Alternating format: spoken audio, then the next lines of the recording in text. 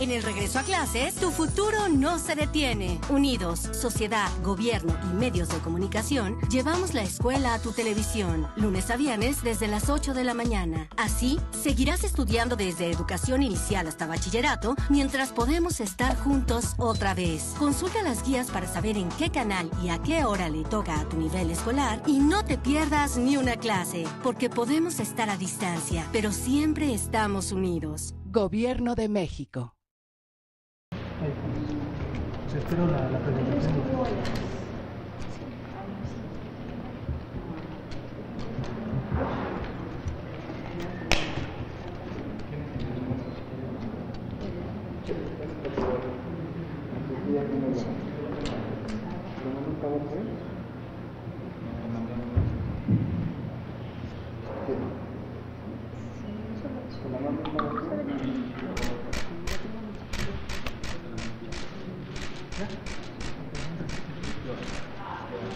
Gracias. Buenas tardes. Buenas noches. Buenas noches.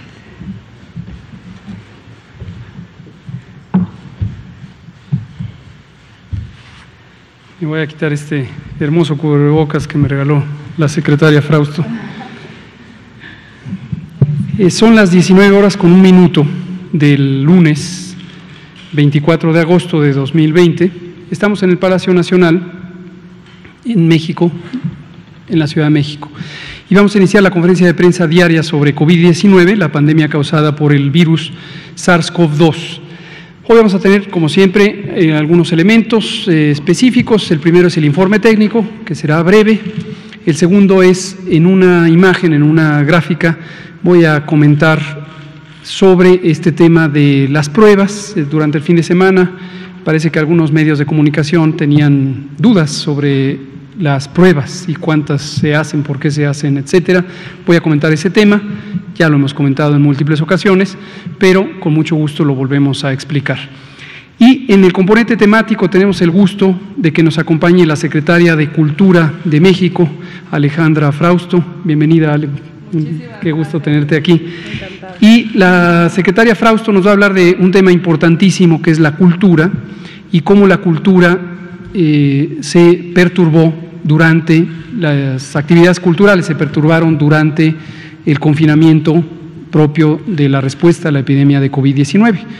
Veremos algunos elementos de los retos que eso implicó, de cómo se puede empezar a reactivar la actividad cultural en México y de lo que está haciendo la Secretaría de Cultura al respecto. Quisiera, antes de llegar a ese punto, comentar también que en el proceso de confinamiento, cuando empezó la Jornada Nacional de Sana Distancia, recordarán que las actividades escolares fue la primera actividad grande o generalizada que se suspendió temporalmente, y la segunda fueron precisamente las actividades culturales que quedaron temporalmente suspendidas, y en todo momento buscamos la asesoría y el diálogo con la Secretaria de Cultura para tener el esquema que nos permitiera contener o participar en la respuesta de mitigación hacia la epidemia, pero tratando de afectar lo menos posible las actividades culturales. Desde luego llegó un punto, sobre todo para las artes escénicas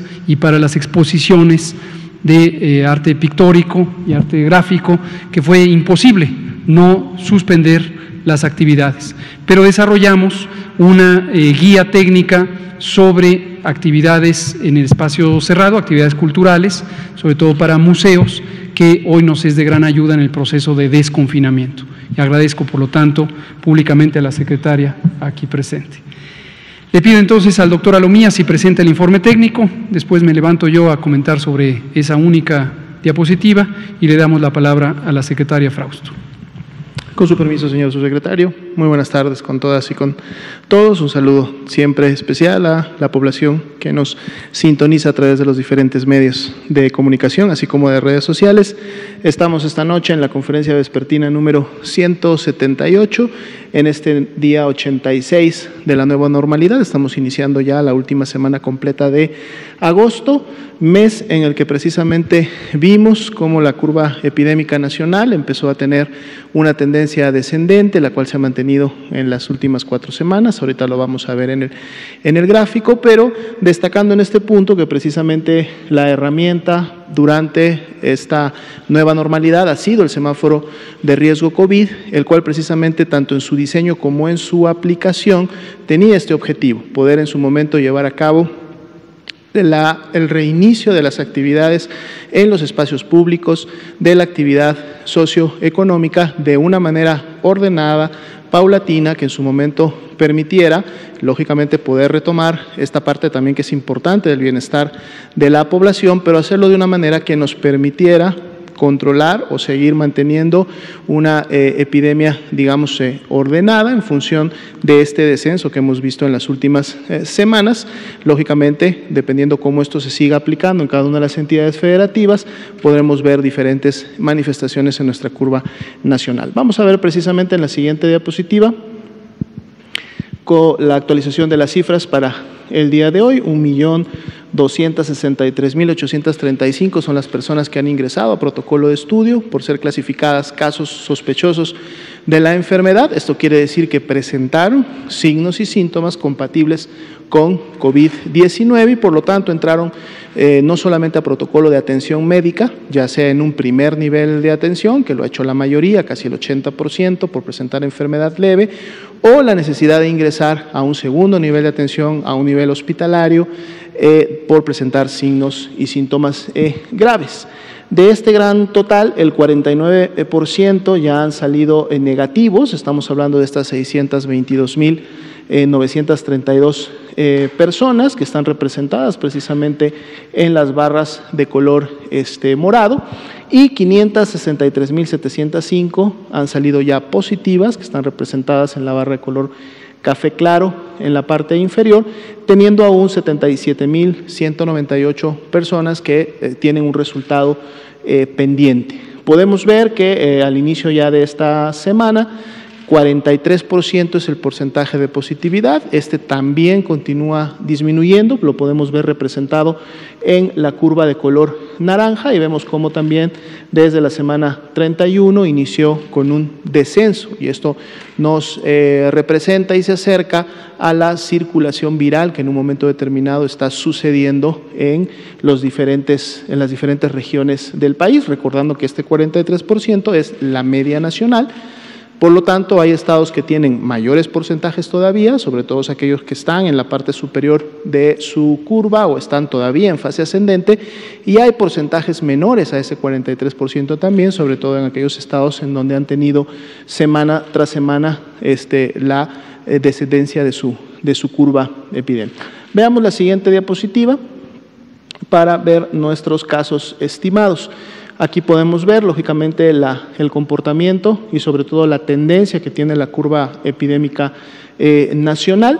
Podemos ver que de la semana 32 a la 33, recordando que ayer iniciamos a graficar la semana número 33, vemos que este descenso ya no es tan, digamos, vertical como en su momento habían sido las 2 semanas previas. De hecho, recordemos que este descenso, que hoy es de menos 8%, para 32-33, en semanas previas había abierto en menos 20, había abierto en menos 19 y esto se fue moviendo durante la semana hasta llegar a cerrar en un menos 14, en un menos 12. Esto nos quiere decir que este menos 8% en el transcurso de esta semana también puede ser menor e inclusive este descenso que estamos viendo entre la 32 y la 33 pudiera tender a una horizontalización, lo cual nos podría llevar en un momento determinado a más bien una imagen tipo meseta entre estas 2 semanas. Vamos a estar observándolo día con día, cómo se mueve esta curva entre la semana 32 y 33. Las defunciones continúan con la tendencia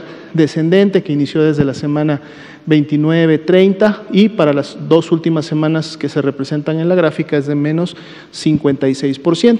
Vamos a nuestro indicador de casos activos estimados, lo tuvimos en 7% toda la semana pasada, vino bajando también desde un 14, un 15 que lo teníamos hace mes y medio y estamos abriendo esta semana con un 6%. 6% representa ahora la epidemia activa, precisamente porque son las personas, estas 36.697, son las personas que se estiman en su momento iniciaron con signos y síntomas en los últimos 14 días. Veamos cómo está la ocupación hospitalaria, recordando siempre que lo que presentamos cada día es el corte a la medianoche del día anterior. La ocupación se ha mantenido estable prácticamente en el último mes o un poco más, camas generales 37%, lógicamente hay entidades que tienen mayor ocupación, pero ninguna de ellas sobrepasa el nivel de seguridad del 70%. De hecho, Nayarit, que sería la que mayor ocupación en el país tiene, cuenta con 32% de disponibilidad todavía de sus camas, y hay entidades como serían Campeche, Tlaxcala, Chiapas, que prácticamente tienen 85 y 88% de disponibilidad de este tipo de camas, que son para pacientes graves, pero que no requieren todavía de un ventilador o de asistencia mecánica a la respiración, como sí lo requieren los pacientes que ocuparían las camas con ventilador, que son precisamente las que veremos en la siguiente diapositiva. Aquí la ocupación nacional es de 32%, este porcentaje ha venido también disminuyendo en las últimas semanas. Aquí es mucho mayor la disponibilidad, inclusive de Colima y Nuevo León, 38 y 42% de disponibilidad, y prácticamente la gran mayoría de las entidades federativas tiene una disponibilidad importante, inclusive Chiapas y Campeche con disponibilidades del 90% de estas camas. Todos los operarios de la red IRAC, tanto a nivel federal como a nivel estatal, están día con día monitorizando este indicador y el comportamiento de la hospitalización y la ocupación de las camas para, de manera oportuna, cuando esto se incrementa, sobre todo en el nivel local, estamos hablando de un municipio o de una ciudad, rápidamente pueda controlarse la ocupación a través de la reconversión, la expansión, y entonces siempre se logre cumplir el objetivo, que es que todas las personas que requieren de una atención de este nivel, de este grado, tengan el acceso correspondiente. Sería la actualización para esta noche. Gracias, doctora Lomía. Vamos a comentar muy puntualmente sobre la realización de pruebas diagnósticas, pruebas de laboratorio. Recordamos que las pruebas de laboratorio que se usan en México para el diagnóstico de infección por SARS-CoV-2 son las mismas pruebas que se usan en la mayoría de los países del mundo y que han sido consideradas como la prueba estándar, la prueba ideal por parte de la Organización Mundial de la Salud, y es la misma prueba que hemos usado desde el inicio. Esta se llama la prueba de PCR, reacción en cadena de la polimerasa, y es una prueba que se basa en una muestra de las secreciones respiratorias y se toma con un hisopo, con un palito que tiene una punta de material textil, y se frota a través de la nariz, se frota el fondo de la garganta, esa se pone en un material de transporte y se procesa en el laboratorio. La prueba detecta el material genético del virus, RNA, ácido ribonucleico, y de acuerdo a la cantidad de copias que se pueden generar de ese material genético, se infiere cuál es la carga viral, la cantidad de virus que podría tener una persona. En general, una persona con mayor cantidad de virus tiene mayor potencial de contagio, una persona con menor cantidad de virus tiene menor potencial de contagiar a otros. Y además es importante tener presente, porque también esto ha sido sujeto a los vaivenes distractores de la infodemia, que existen personas que pueden tener el virus en la garganta y no desarrollar síntoma alguno, ser asintomáticas. El significado epidemiológico de estas personas asintomáticas es aún incierto. ¿A qué me refiero? Existe que una proporción posiblemente importante de personas en la población podrían tener el virus, pero no tener síntomas, y se considera que eso podría ser factible, que contagien porque están, desde luego, caminando en el espacio público sin darse cuenta que están infectadas y estar propagando el virus. Mi referencia de que es incierto es que, aunque hay algunos pocos y muy localizados estudios sobre la proporción de personas asintomáticas en las que se detecta el virus, estos estudios se han hecho en contextos muy puntuales, en un barco que estuvo estacionado en las costas japonesas, en una casa hogar para adultos mayores en el estado de Washington, en Seattle, en un estudio chino donde a 37 personas se les estudió cada semana para conocer los pormenores de la respuesta inmune, pero no son estudios cuyo diseño permita hacer inferencias poblacionales. Existen también personas que conocemos como presintomáticas, son personas que sí finalmente desarrollan síntomas, pero que durante 1 o 2 días antes de desarrollar síntomas ya se les puede detectar virus en la garganta o en la nariz y la garganta. Aquí tampoco se conoce con todo detalle cuál es su repercusión en la transmisión, pero se asume que pueden ser personas contagiantes.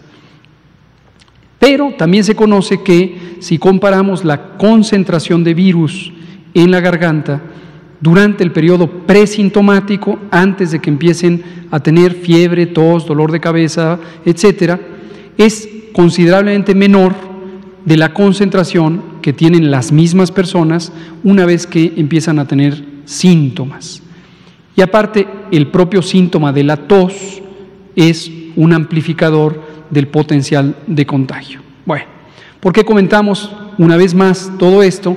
Porque en la sociedad mexicana, y también pasa en otros lugares del mundo, de pronto vienen ciertas oleadas de inquietud amplificadas por quizá desinformación, en donde pareciera que las pruebas son el elemento clave de la respuesta a la epidemia. Y entonces viene esta inquietud de que no se hacen suficientes pruebas y que México es el país de la OCDE que hace menor cantidad de pruebas por millón de habitantes, etcétera, etcétera. Es un hecho que somos el país de la OCDE que hace la menor cantidad de pruebas por habitante, nunca hemos dicho lo contrario, pero hemos explicado una y otra vez cómo funciona la vigilancia epidemiológica en México, que se basa en el reconocimiento de los síntomas. Y las personas, desde que son sintomáticas y son detectadas, deben estar en aislamiento para evitar que contagien, y sus contactos deben ser estudiados para interrumpir las cadenas de transmisión. Proceso que ejecutan los gobiernos estatales, es una responsabilidad de los gobiernos estatales, que son quienes tienen el personal y las decisiones operativas en el terreno. Respecto a esta aparente relación que algunos invocan de que entre más pruebas mejor control, existe sobrada evidencia de que esto es una falsedad, de que no hay ninguna correlación, de que a mayor número de pruebas, menor control. Y baste tener en cuenta algunos de los países que presentamos ayer en la gráfica, los países de la región, entre ellos el país con la mayor cantidad de casos por millón de habitantes es el país del mundo que hace la mayor cantidad de pruebas. Entonces ya se ve que no existe una correlación, una relación directa, lineal, entre hacer pruebas y tener control. La clave, como decía el doctor Jean-Marc Gabastú, asesor regional de la Organización Mundial de la Salud para emergencias en salud, es usar correctamente las pruebas y tener las intervenciones de contención, que es detectar a los casos, ponerlos en aislamiento, estudiar a sus contactos, para contribuir a detener la transmisión. Habiendo recordado esta situación, vámonos a lo que a lo largo del fin de semana, y esto se lo preguntaban al presidente esta mañana, en el fin de semana algunos medios, en particular uno de alcance nacional, destacaba en su titular: están bajando las pruebas. Y en su nota hacía este comentario que ayer abordamos un poco, y que ya me han preguntado en otras ocasiones desde la semana pasada, que pareciera indicar, sin evidencia, que como consecuencia de que se disminuye el número de pruebas, disminuye el número de casos registrados. Eso es lo que dice la nota de este y algunos otros medios que han replicado el mensaje. Hemos explicado, no es así, no es así. El lineamiento de vigilancia epidemiológica no ha cambiado respecto a la indicación de hacer pruebas, y la cantidad de pruebas que se hace depende de cuántas personas con síntomas son detectadas como casos sospechosos, y por supuesto si éstas han bajado, en la medida que bajó el número de contagios, pues se hacen menos pruebas. Cuando tengamos muy pocos casos sospechosos, habrá realmente muy pocas pruebas. Entonces, lo que es completamente equívoco, y invitamos a los distintos medios que tengan esta confusión a que revisen este material, o que se informen, o que muestren evidencia de lo que sostienen. Asumimos que tienen la responsabilidad de buen periodismo y que tienen un compromiso con la verdad y que estarán gustosos de presentar evidencia de lo que dicen, pero si no, con gusto aquí les damos la evidencia que directamente procede de los datos epidemiológicos del país que generan todas las entidades federativas, todos los gobiernos estatales. Veamos aquí cómo se identifican estos datos. Estas son curvas epidémicas nuevamente, estas son semanas epidemiológicas contadas de la 1 hasta la 34, en este momento estamos en la semana 35, empezó ayer domingo. Estos son casos, número de casos registrados para cada una de estas semanas. Las columnas tienen dos colores, la zona azul son el número de casos para cada semana que tiene muestras tomadas, muestra para procesamiento diagnóstico por laboratorio. La pequeña zona de color magenta que está en la parte baja, de color oscuro, son casos sin muestra, personas a las que por distintas razones no se le tomó una muestra. Ya se puede ver apreciativamente que la enorme mayoría de personas que han sido detectadas como casos sospechosos semana tras semana han tenido muestra y una pequeña proporción no han tenido muestra. ¿Cuál es la proporción de personas con muestra? En esta línea verde se muestra precisamente eso, la proporción de muestreo, que la leemos en este eje, de 0 a 1, es una proporción, se interpreta como un porcentaje, este es 100%, 50%, 30, 20, 10, 0. Y vemos que al inicio de la epidemia teníamos un porcentaje de muestreo de 50%. Cabe aclarar que el lineamiento de vigilancia epidemiológica estipula 100% de los casos graves se deben muestrear, 10% de los casos leves, por razones que hemos explicado extensamente. Y vean cómo a lo largo de la epidemia, conforme aumentaron los casos, aumentó el porcentaje de muestreo, a llegar casi al 100%. En las semanas que hemos estado haciendo referencia, que son desde la semana 30, 31, 32, 33 y ahora la 34, donde vemos un descenso de la epidemia va a la baja, el porcentaje de personas con muestra no solo no va a la baja, ha subido. Entonces, no hay ni una indicación ni la práctica de reducir el muestreo en tanto lleguen personas con síntomas, se identifiquen como casos sospechosos, se les tomará una muestra para diagnóstico. Finalmente, esas muestras se procesan en el laboratorio y algunas salen positivas al virus SARS-CoV-2, otras salen negativas. ¿Cuál es la proporción o porcentaje que salen positivas? Lo vemos en esta línea de color naranja, que lo mismo se interpreta aquí, y vemos que empezó a subir el porcentaje justo cuando estábamos en la fase 2 y la fase 3, en la que todavía estamos. Hemos tenido cerca del 50% de positividad y a lo largo de las semanas en las que va disminuyéndose la epidemia, disminuye la proporción de muestras que resultan positivas. Es decir, aunque se toman más muestras, resultan que una proporción, un porcentaje menor es positivo. Entonces, toda aquella persona que tenga una confusión, que piense que es un truco disminuir el muestreo, sepa que no se ha disminuido y que la disminución de la positividad es un efecto de que la frecuencia con las que las personas se infectan con el virus SARS-CoV-2 va disminuyendo porque la epidemia está ya en una fase de reducción.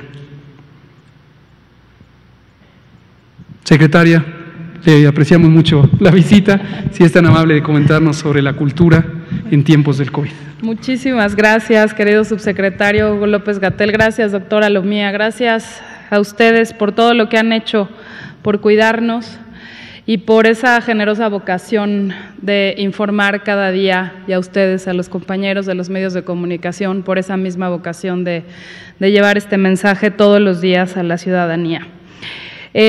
Nos reúne el artículo 4 de la Constitución, en donde están consignados el derecho a la salud y el derecho a la cultura también. Estamos garantizando el ejercicio de ambos derechos, sin menoscabo de ninguno de los dos. Y pues en el sector cultural, como ya lo dijo el subsecretario López-Gatell, justamente nuestra vocación es reunir. Tenemos una presentación, gracias. Nuestra vocación es reunir gente, nuestra vocación es congregarnos. Y pues por ello somos uno de los primeros sectores en habernos retirado de la vida pública y somos de los últimos que vamos regresando, aunque ya esto está cambiando. En primer lugar, quiero agradecer y reconocer profundamente a la comunidad cultural por su solidaridad, por su paciencia, por su responsabilidad de haberse quedado en casa salvando vidas. Y a todas las entidades federativas y a sus titulares de cultura por haber hecho el Pacto Nacional por la Cultura. Hicimos una reunión un poco antes de que iniciara la jornada de sana distancia. Hicimos un pacto porque la cultura no se detuviera. La cultura iba a ser un factor muy importante para mantener el ánimo, la posibilidad de sembrar esperanza en las personas que estuvieran en su casa, a través de la música, a través del cine, a través de la literatura, a través del teatro. ¿Y cómo? Pues tenemos ahora herramientas tecnológicas que nos lo han permitido. Nos toca reinventarnos en épocas de crisis y la cultura no se quedó atrás. Hicimos un sitio que se llama Contigo en la Distancia, es un terreno digital ganado que ya no perderemos y que nos ha permitido que muchísima gente tenga acceso a la vida cultural a partir de este espacio. Más de 7,000 contenidos se generaron especialmente para este sitio, festivales, artistas de primera línea tuvieron la oportunidad de estar trabajando en esta forma de tener contacto con sus audiencias. El punto principal es que no se rompiera la comunidad cultural y que no se rompiera el contacto con las audiencias. Más de 3,5 millones de personas son usuarias de este sitio, muchas de ellas alrededor de la República y también migrantes, paisanos en el otro lado de la frontera norte. Quiero agradecer a las instituciones privadas que se sumaron también, museos, a distintas instituciones a este sitio y a todos los artistas que han participado en este espacio en donde la imaginación, la creatividad y el esfuerzo por compartir nunca se confinaron. Muchas gracias. Hay ejemplos muy bellos de este confinamiento como el Huapango de Moncayo que desarrollaron los músicos de la Sinfónica Nacional que se convirtió en un viral, en buen sentido viral, y ha sido son espacios que nos dan posibilidad de conectar con el arte. La cultura la hacen los artistas, no la hace el Estado. Nosotros promovemos, ayudamos, coadyuvamos, por lo cual es un sector informal, es un sector que tiene vulnerabilidad inmediata cuando los espacios públicos se cierran. Nos llevó a esta responsabilidad forjar distintos apoyos para el sector cultural, más de 20 convocatorias que pudieron apoyar a varios miles de artistas en las distintas formas de disciplina, destacando, por ejemplo, espacios independientes en resiliencia, dramaturgia del confinamiento, algunos otros en donde la comunidad cultural tuvo posibilidad y ha tenido. Estas convocatorias van a continuar para los retos que siguen adelante en el tiempo. Aquí las instituciones de cultura estatales recibieron también un recurso por parte de la Federación y se acordó que parte de este recurso fuera destinado justamente a la comunidad cultural de los estados. Hay 195 convocatorias públicas para acceder a apoyos para agentes culturales que han estado en inactividad estos meses de contingencia. Hemos tenido también la posibilidad, gracias a la apertura del presidente de la República al sector cultural, que participara en los créditos a la palabra que otorgan la Secretaría de Bienestar y Economía, con al momento 17,000 beneficiarios de agentes culturales. El papel de la cultura, como les decía, en la pandemia fue importante también porque sabemos que el estrés, que la angustia contribuye al sistema inmunológico. Para que aquí estoy en la mejor mesa para que me digan si me equivoco, pero lo hemos platicado, cómo ayuda el ánimo, cómo ayuda la posibilidad de estar en armonía en un espacio, y ha jugado un papel crucial en las casas en este momento.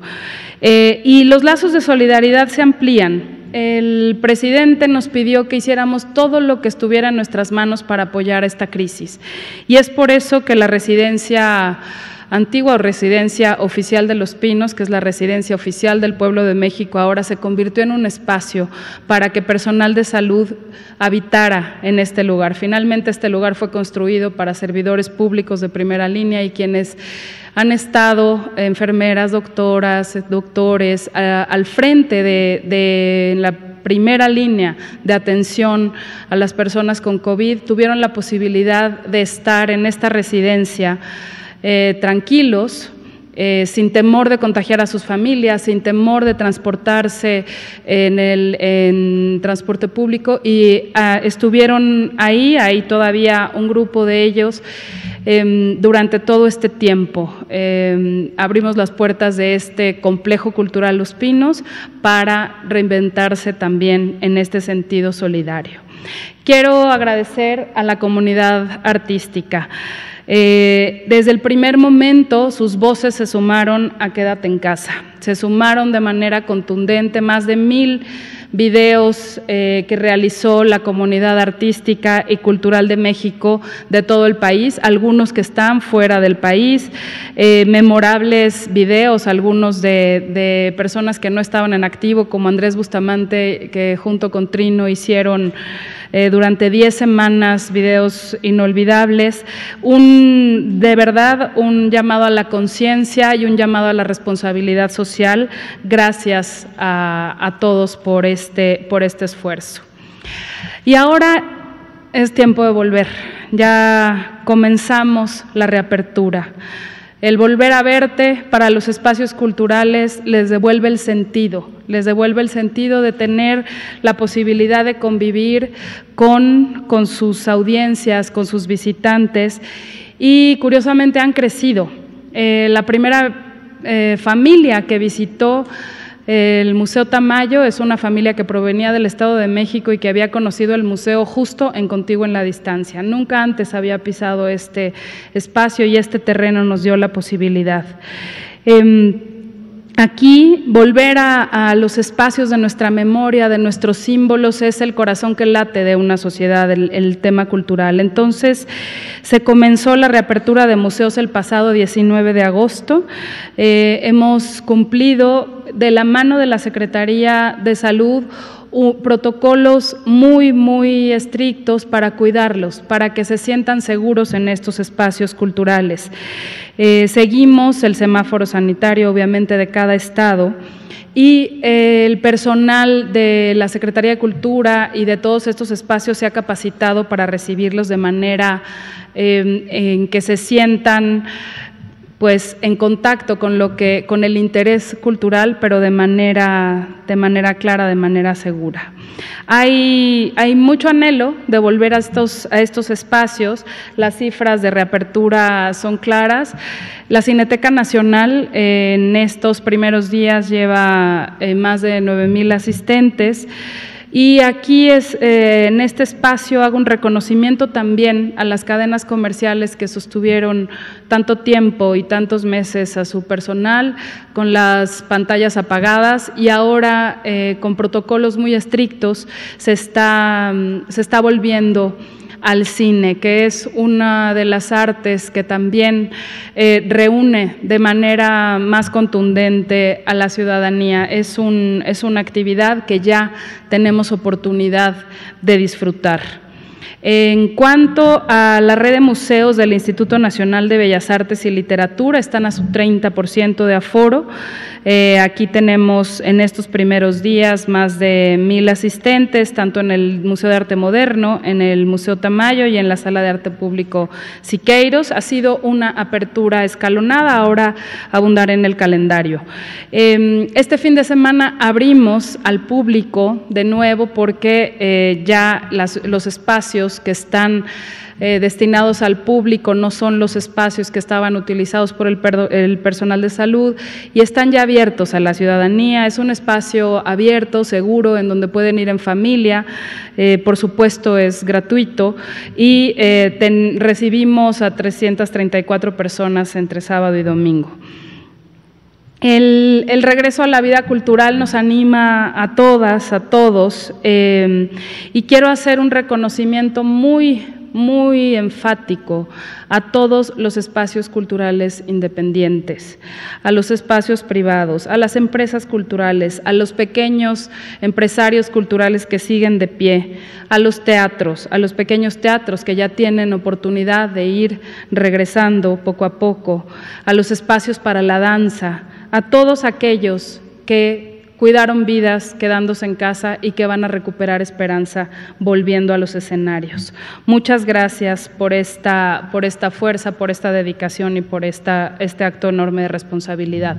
Uno de los ejemplos grandes de reinvención en esta edición número 48 es el Festival Internacional Cervantino, el mayor festival de artes escénicas de México, que sucede año con año en Guanajuato.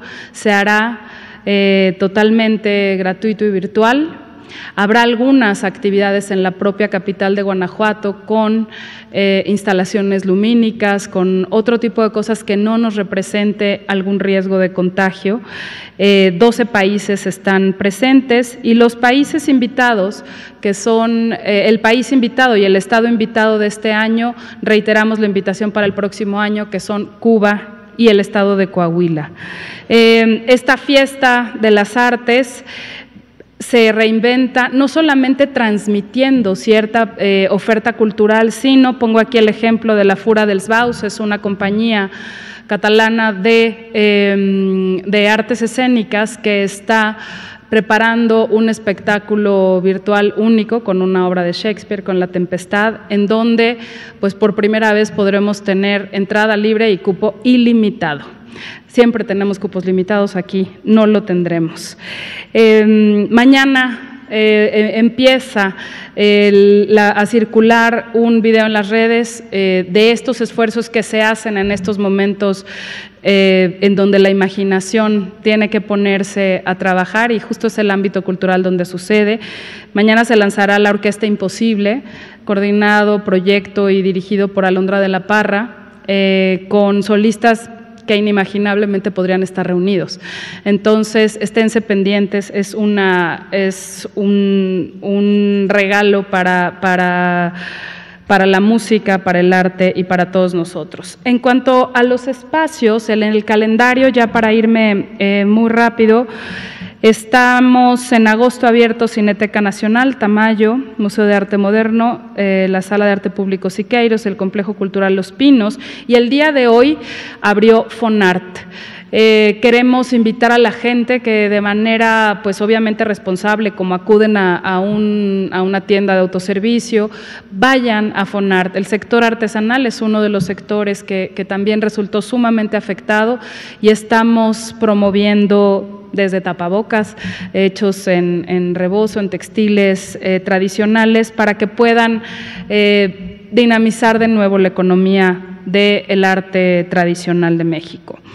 En cuanto a los distintos espacios, el Palacio de Bellas Artes, que es en sí un museo en el área de murales, y el Museo Nacional de Arquitectura, abre este 2 de septiembre, el Museo Mural Diego Rivera, el Museo Nacional de San Carlos, el Museo Nacional de Arte, el MUNAL, y el Instituto de Artes Gráficas IAGO de Oaxaca, donde está la colección del maestro Toledo, abrirá el 2 de septiembre. La reapertura de espacios, museos y zonas arqueológicas del INAH se programa a partir del 7 de septiembre de manera escalonada. La Fonoteca Nacional, el Gran Acervo Sonoro de México, el 12 de septiembre abrirá sus puertas. El 17, el Laboratorio de Arte Alameda, Exterés Arte Actual, La Tallera, Museo de Arte de Ciudad Juárez y el Carrillo Gil. En septiembre, el 18, estará abierto el Centro Cultural Helénico, el Centro de la Imagen, Museo Casa, el 24 de septiembre, Museo Casa Estudio Diego Rivera y Frida Kahlo, Museo Nacional de la Estampa, Salón de la Plástica Mexicana, Museo Nacional de Culturas Populares, y el 25 de septiembre, el espacio abierto del Centro Cultural del Bosque.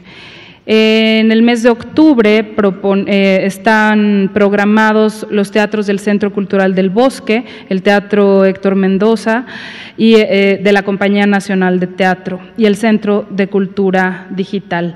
Quiero hacerles una invitación muy especial de una exposición que ha estado resguardada y que por fin el 8 de septiembre verá la luz.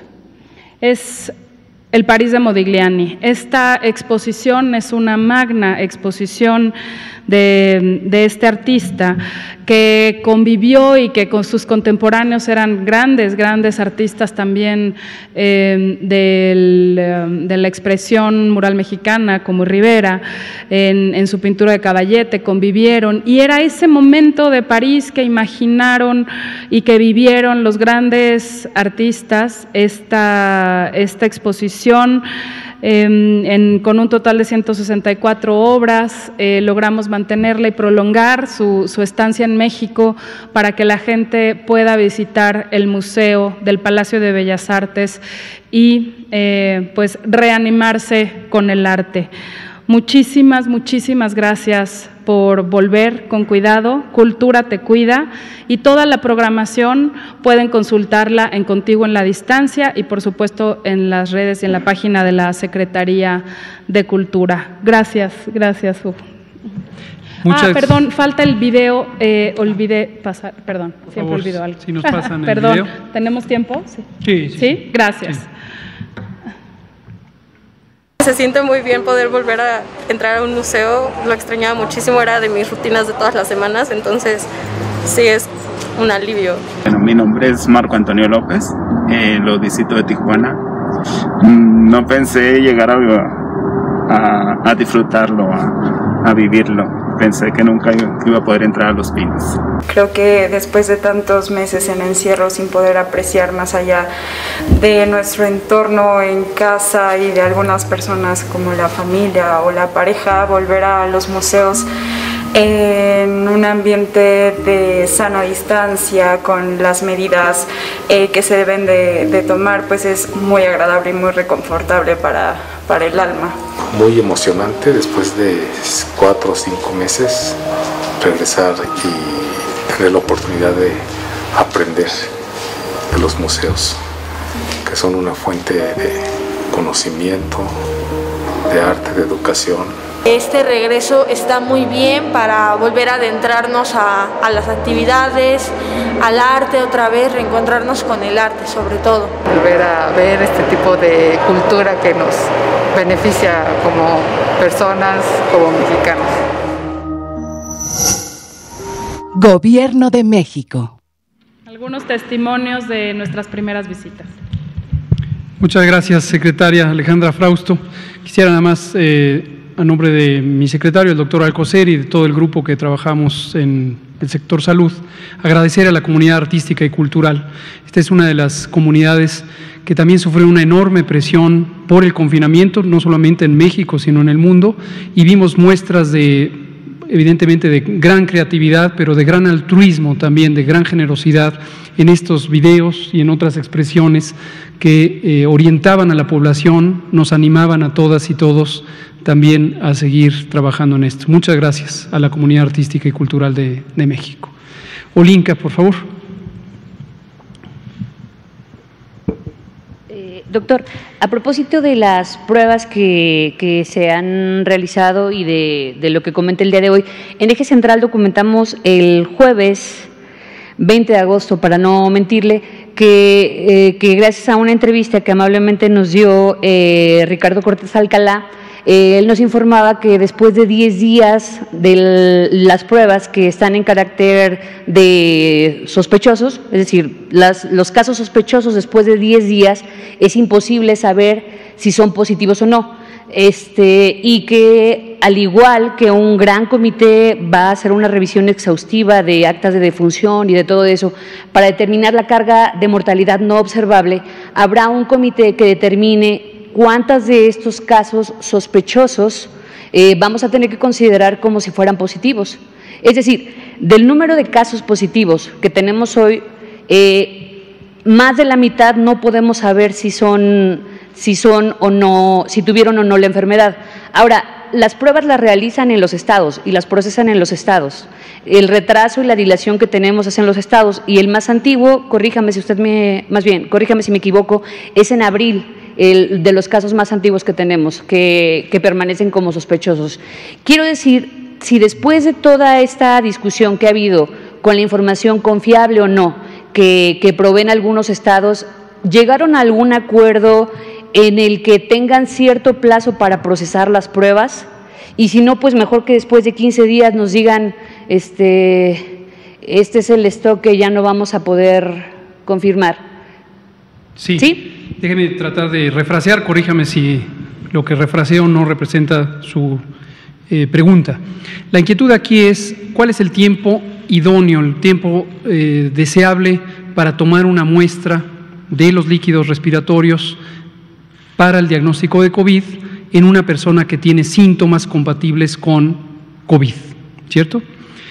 Esto tiene que ver con la biología del virus. El virus entra a nuestro organismo por la vía respiratoria o por los ojos, empieza a replicarse en precisamente la superficie del aparato respiratorio y al crear un número de copias del virus, empiezan los síntomas porque la respuesta inmune del organismo precipita la fiebre, el dolor, la tos, incluso por la erosión, la inflamación del epitelio respiratorio. Una persona es detectable desde el punto de vista clínico a partir de que tiene síntomas, acude a consulta y entonces se sospecha que puede tener COVID, se le toma una muestra de los líquidos respiratorios para procesarla. ¿Qué puede pasar? Una gran cantidad de cosas, que una persona hoy tenga los síntomas y en una hora esté en un consultorio, comente, el médico que le atiende, enseguida identifique que los síntomas son compatibles con COVID, enseguida ordene la realización de la toma de muestra, etcétera, etcétera. Eso sería lo ideal, lo idóneo. Pero puede ocurrir que no, que la persona hoy tiene los síntomas, dice me espero un poco, quizá es otra cosa, y va pasado mañana a la consulta. Entonces ahí ya se perdieron 2 días. O que va a consulta, el médico, la médica le dice, no creo que sea COVID, vamos a esperar, lo regresa a su casa, y que luego la persona persista con síntomas, regrese y diga, sí, parece que sí es COVID, le tome la muestra. Y a lo mejor ya se perdieron 4 o 5 días. Esto es la vida real, esto es lo que ocurre todos los días, esto es lo que a veces las oleadas de infodemia quisieran proyectar como si se tratara de un plan específico de retrasar las consultas, cuando en realidad es parte de la naturaleza humana en una población muy diversa.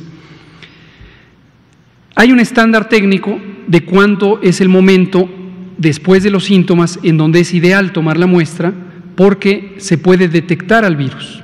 Si la persona empieza con síntomas ahorita y 1 hora después está en consulta y se le toma la muestra, es probable que salga negativa, porque todavía no alcanza la replicación del virus suficientes copias para ser detectadas. Entonces, lo ideal es entre el día 4 y el 6 después del inicio de los síntomas, con un promedio de 5 días.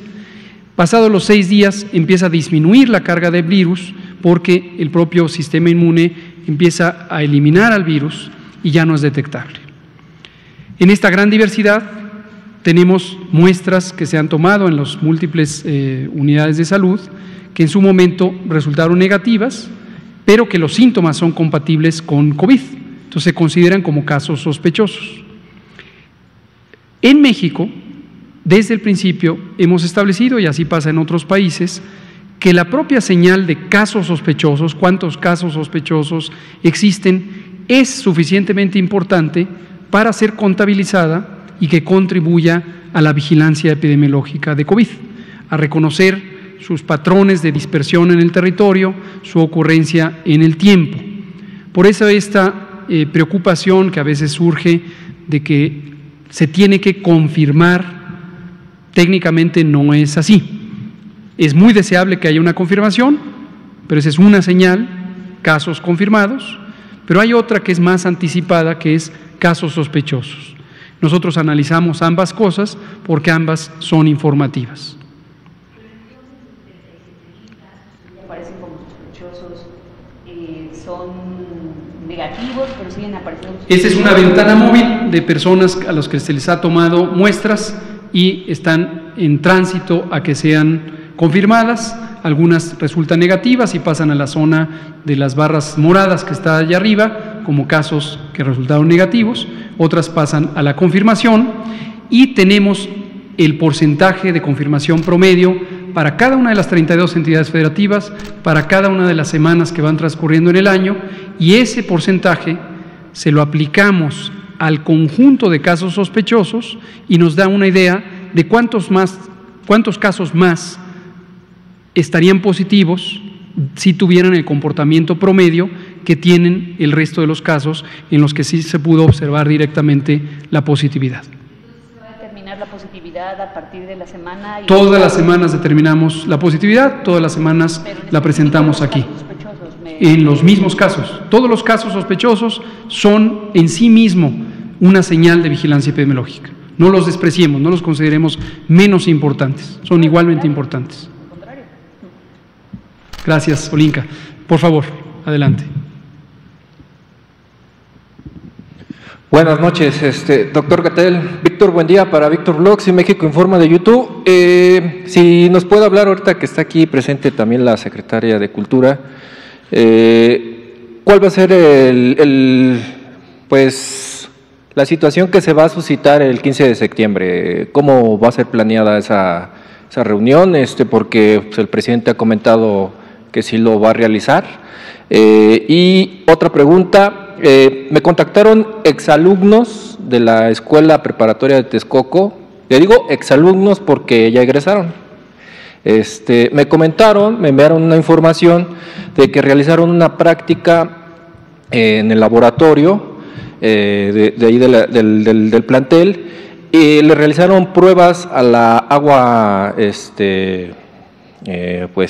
purificada de la tapita rosa y otra agua de ahí, y en el estudio o en el resultado que le realizaron a las dos aguas purificadas, en la de la tapita rosa le salió un resultado que tenía plomo. Entonces, obviamente la planta se encuentra situada en Texcoco.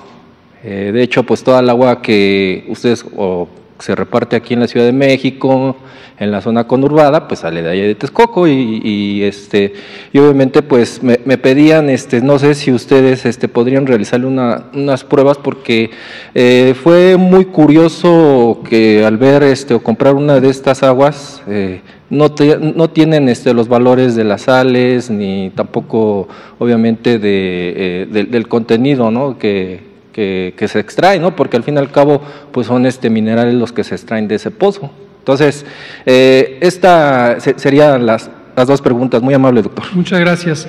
Sobre la segunda, efectivamente la calidad del agua está normada, hay disposiciones formales sobre qué contenido debe tener el agua de consumo humano en distintos puntos, en el punto de producción o extracción de bombeo en la red y en el punto de llegada, y también cuando se trata de la comercialización de agua embotellado en todos los pasos del embotellado, incluyendo el producto final, debe cumplir ciertos estándares que están normados.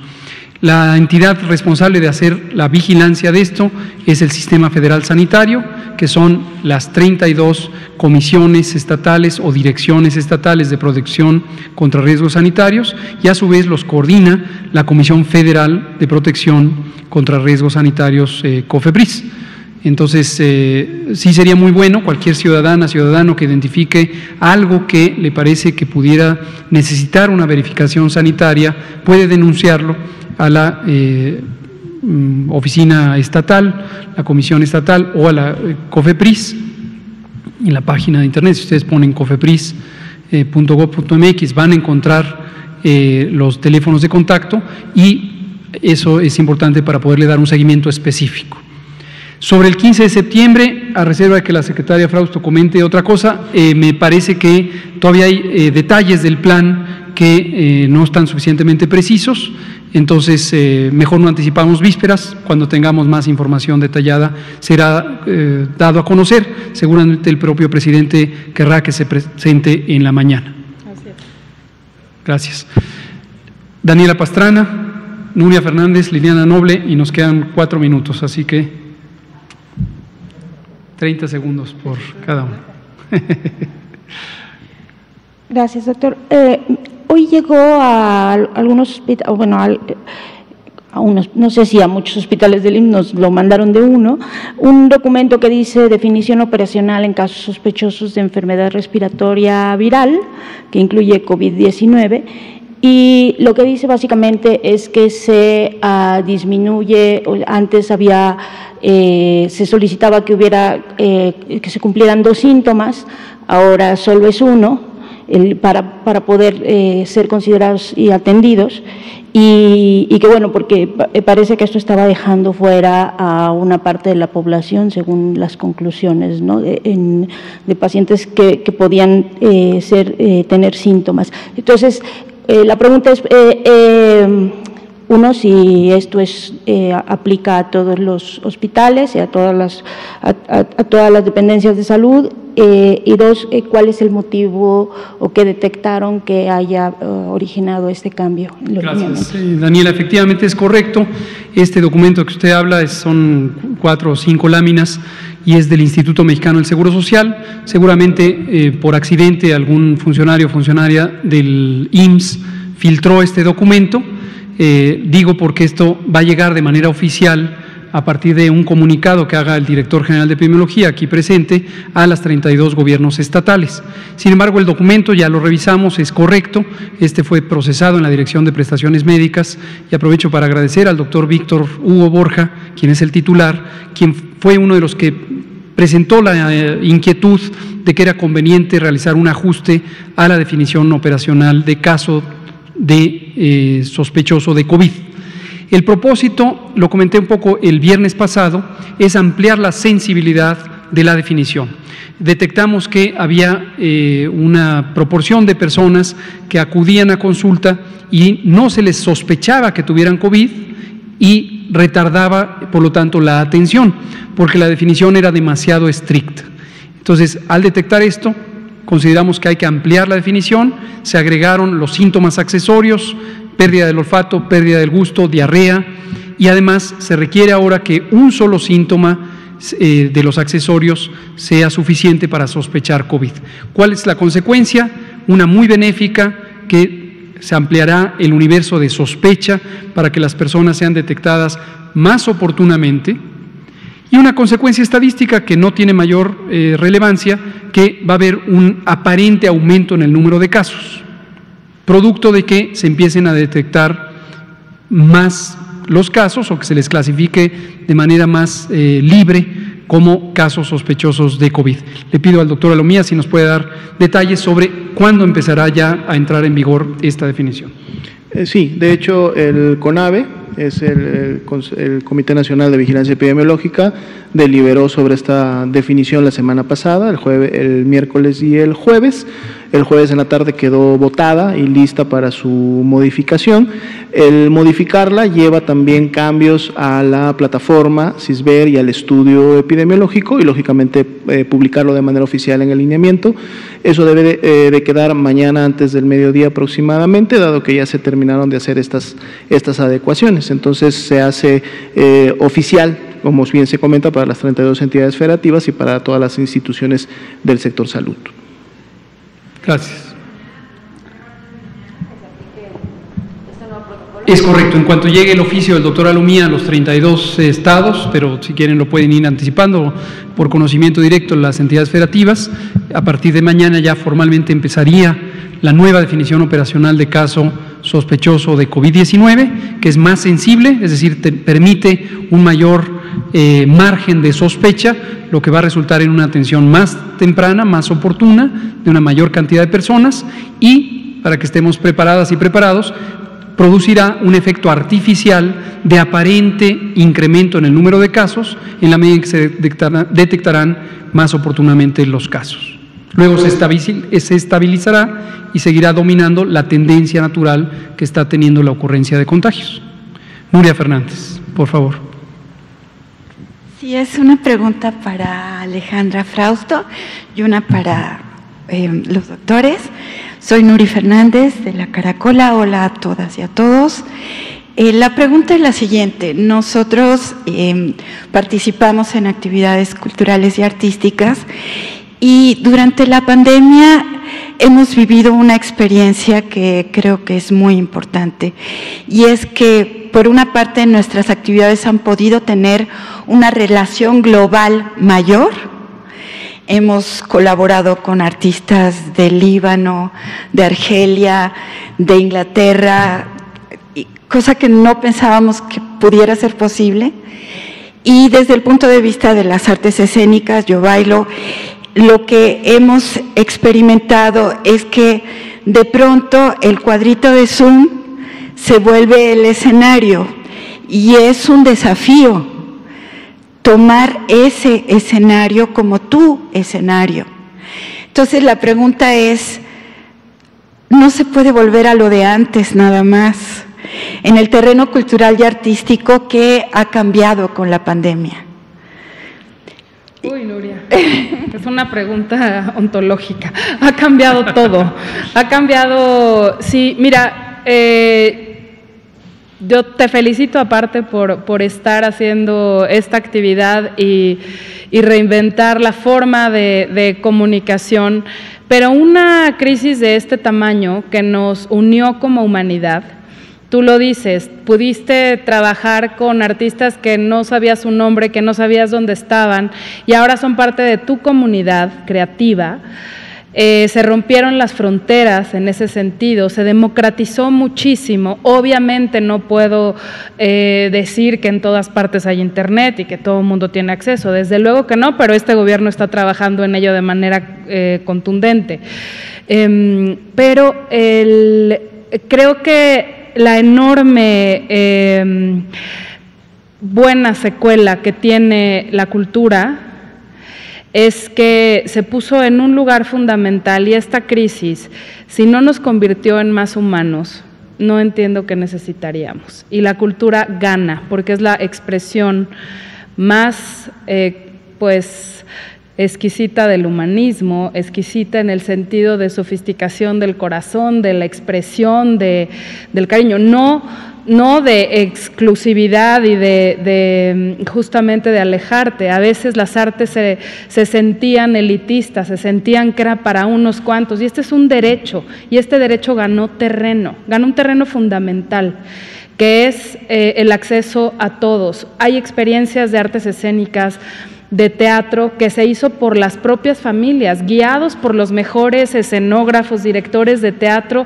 en donde no solamente fuiste consumidor o audiencia, sino te convertiste en un actor cultural, en un agente cultural. Ya no va a ser lo mismo para ti la cultura antes y después de este espacio. Entonces no perdamos esos espacios singulares que se tejieron, y cuando nos volvamos a encontrar con toda la precaución y con todas las observaciones que nuestros amigos de salud nos hacen, lo vamos a hacer con enorme felicidad y mucho más ricos de como nos fuimos. Muchas gracias. Desafortunadamente son las 20 horas con 3 minutos. Muy rápida. Y ya no nos da tiempo. Es Nuri. muy rápida. A ver. ¿Dónde va a seguir el programa de atención comunitaria? ¿En qué estado? Todavía no lo tenemos definido porque pasamos a otro ritmo en lugar de ir estado por estado. Ahora ya descentralizamos para avanzar en varios al mismo tiempo. Ya hay varios que están ahorita en la secuencia.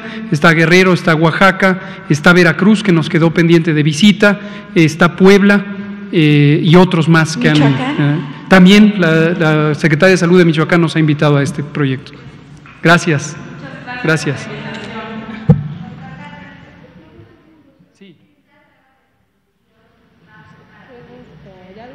Todo el sector, incluyendo los privados, de hecho.